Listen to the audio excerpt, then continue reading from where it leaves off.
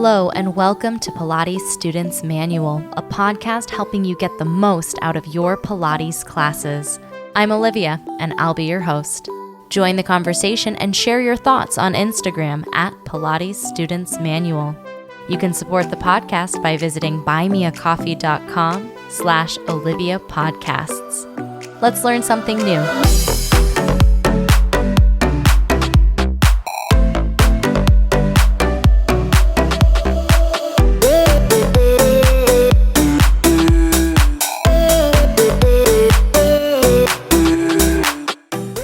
Hello, everybody. Welcome back to the podcast.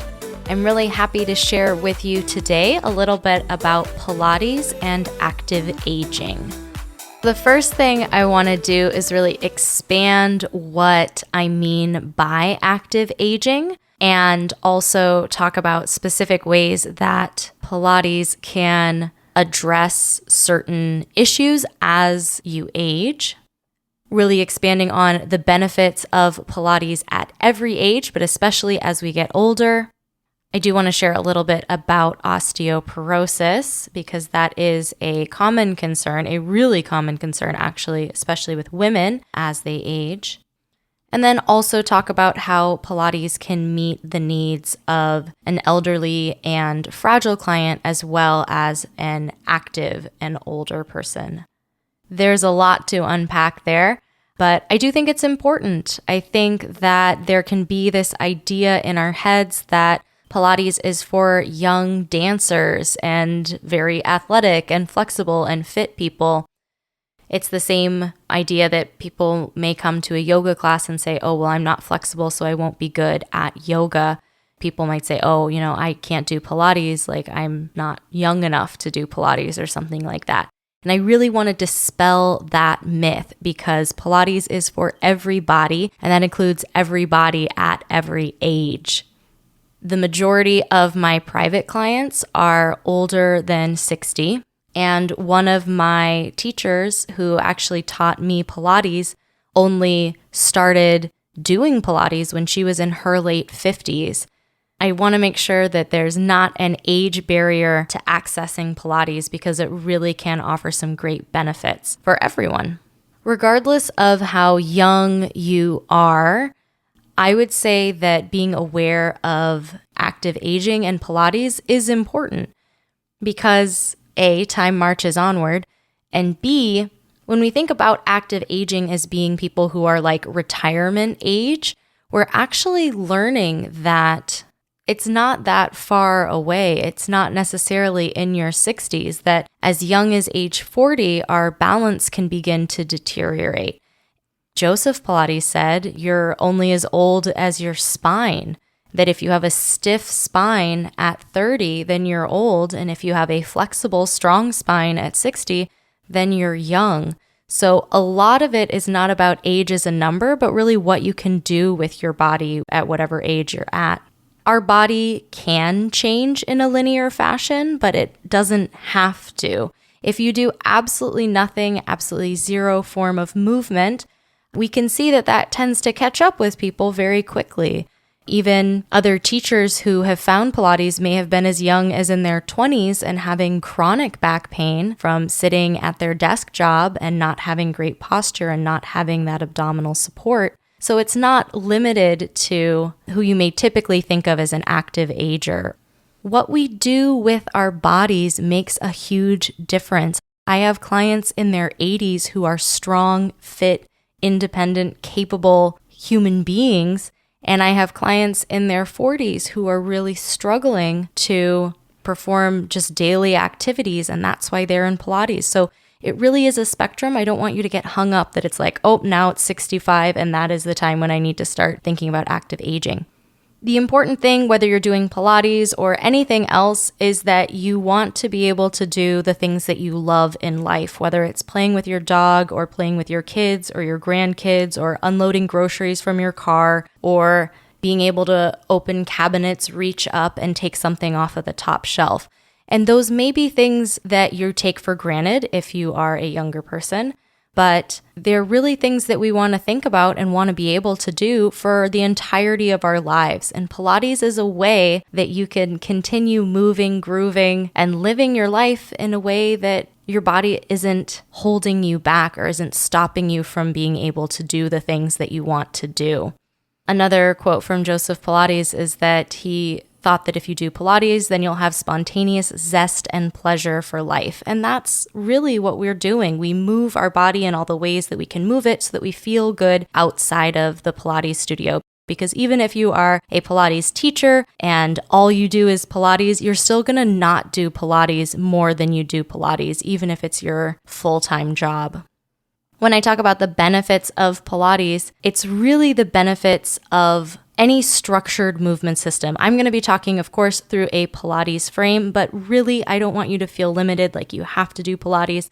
Pilates does offer some really specific benefits and advantages that are great for active agers beyond burning calories. There are lots of ways that exercise benefits our life, and it's not just about the number on the scale or calories burned. Pilates is a low-impact form of exercise. So if you are a person who does have stuff going on with your joints at any age, Pilates is really gentle on the joints because a lot of times, especially when we're using the reformer, you're out of gravity. Gravity is not pushing down on you and compressing you the same way it is if you're standing upright. And you can work against the spring resistance instead of just body weight and gravity, and that can be super supportive. The equipment can support you beyond its low impact nature. It can also support you when you're building strength, when you're just getting started. That equipment can kind of fill in gaps and allow you to move and really support you as you move. It can work with you instead of just against you, the way that gravity or your body weight alone might do. Pilates has a lot of unilateral work, and that can help improve your balance, can also improve sort of our connections between our brain and our body. And a lot of the intricate choreography that we can do is a great way to get your brain involved in the exercises. It's not a repetitive and boring action. It's really something that your brain can engage with. And if you're someone like me who also has a mind that tends to go a mile a minute, it gives your brain something to do while you're executing the movement and can keep you involved as you're going. The work that we do, whether it's with body weight, gravity, or the resistance of the springs or other equipment, it's allowing us to build strength using those things. And again, this is very functional strength. This is the strength that helps you get up from seated, that helps you climb stairs, that helps you pick things up. Like, it's not strength in a vacuum. It's strength that you can use for everything. Same thing with flexibility. Is the goal to do the splits? I don't know. Maybe that's your goal, but it's nice to be able to bend down and tie your shoes or to put on socks, put on pants, anything like that. Bend over and pick something up off of the ground. All of those things, very functional. Because you have this incredible brain-body connection, you are building body awareness, which in turn helps with balance and also helps you when you aren't necessarily experiencing a balance challenge, just with knowing where you are in space, knowing how your body reacts to load-bearing things, knowing how your body responds and can move really helps, not only in terms of having that awareness, but also in terms of building self-confidence and self-esteem, that you will get stronger if you do Pilates. You will get more mobile and more aware of what's going on. And that feels good. It feels good to move. And for me, at least, there's a bit of pride that comes with that as well, that you're proud of the growth that you've made, that you're able to do things that maybe a few weeks, a few months, a few years ago, you may not have been able to do. I know people who have started doing Pilates in their 50s and feel stronger than they did in their 40s and maybe even their 30s. It really does have that effect, that impact. Coming up after the break, I'll be talking a little bit about osteoporosis, about bridging the gap between Pilates and perhaps a more fragile person, and just continuing to share how amazing Pilates can be for this specific instance. That's coming up next.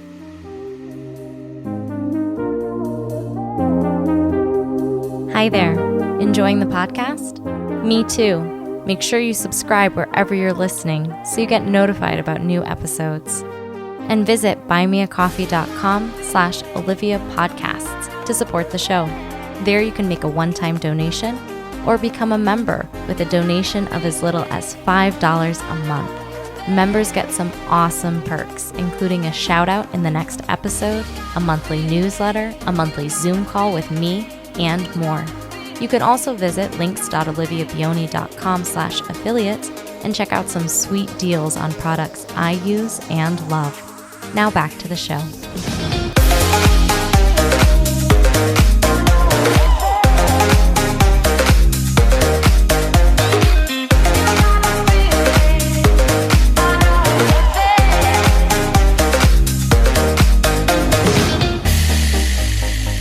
Osteoporosis is a condition in which you have low bone density. And low bone density means that you are more susceptible to breaking bones.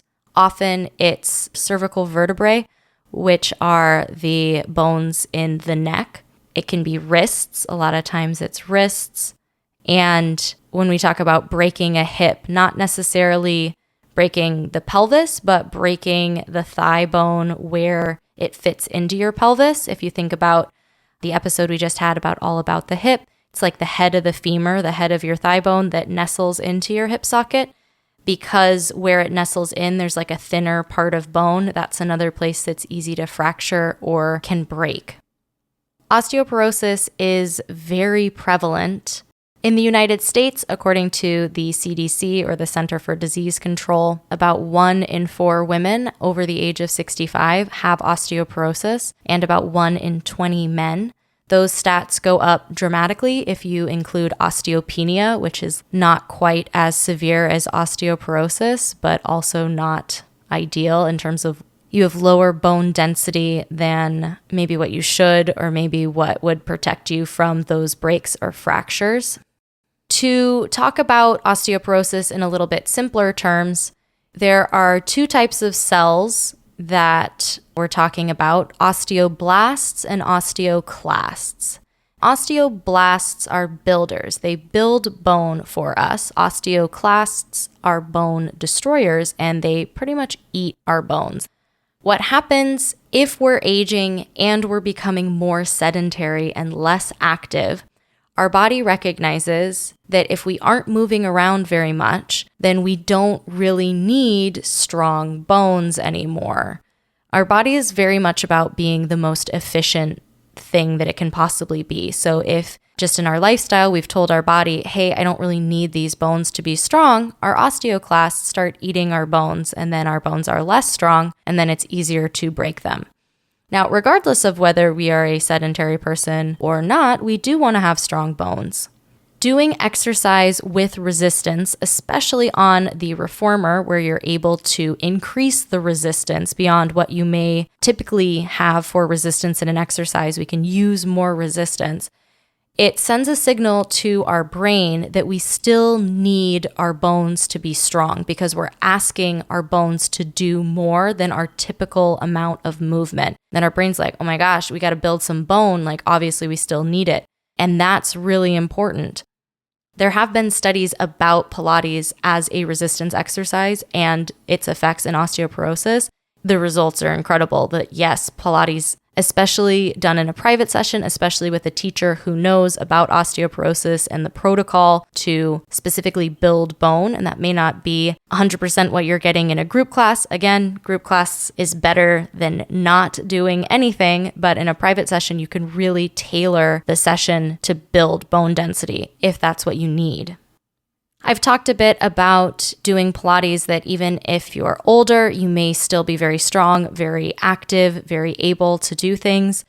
That's fantastic. Pilates is definitely there to support you, to challenge you where you need to be challenged, and to maintain things that need to be maintained in order for you to have a fabulous quality of life and remain independent and all of those good things.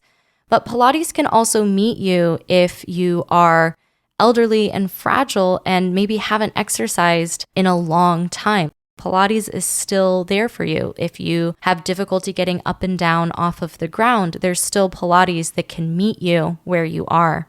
For a person who is getting into exercise after not exercising or who has like a limited amount of movement or strength, I really do recommend private sessions to you, because then you can work one-on-one with a teacher to really formulate a program that meets your needs, where you don't have to feel rushed or that things are impossible. Because every Pilates exercise, even the most complicated, intricate bit of choreography, has pieces, and we can take pieces of any Pilates exercise and use them to greet you wherever you are in your Pilates journey. As I mentioned before the break, the equipment can really support you, whether it's working on a Cadillac that's a little bit higher up, you don't need to get up and down off of the ground, whether it's working on a clinical reformer that's a little bit higher or a little bit wider as well. Even virtually, there's so much you can do that is Pilates while you're seated in a chair, that a good teacher can help you where you are, and they aren't waiting for you to be somewhere else. Like, you can start doing Pilates exactly where you are. Overall, whether you're a person who's very active and is looking to cross-train or work on balance or any specific goal, Pilates is there for you. If you are a person who is nervous about doing group classes in a studio, there's Pilates that's there for you. The studios that I work for offer a free introductory class or a free one-on-one session with a teacher where you can just talk about what's going on in your body and what you'd like to do, what you're hoping to get out of it, and also just get acquainted with the equipment. There's definitely ways that we can meet you where you are. So if that's you, I highly recommend Pilates to you wherever you are. If you have a friend or a parent or a coworker who is looking for a form of exercise that is non-judgmental, that is really supportive, highly recommending Pilates. You can share this episode with them, because Pilates benefits don't end, really. Whoever you are, wherever you are, whatever age you are, Pilates is there.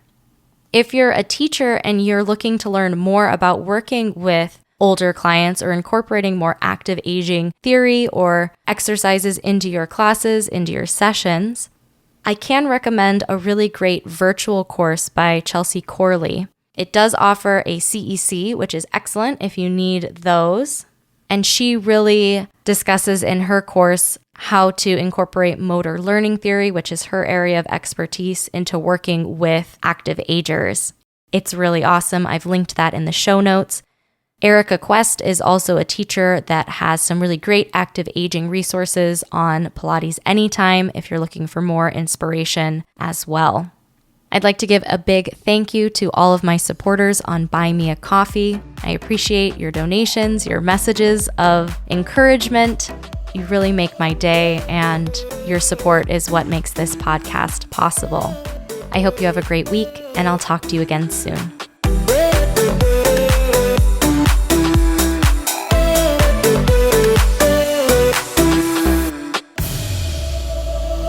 Thanks for tuning in to this week's episode of Pilates Students Manual, a podcast helping you get the most out of your Pilates classes. Be sure to check out the podcast Instagram at Pilates Students Manual and subscribe wherever you're listening. Interested in teaching Pilates too? Check out Pilates Teacher's Manual, available everywhere you listen to podcasts. I hope to see you next episode. Until next time.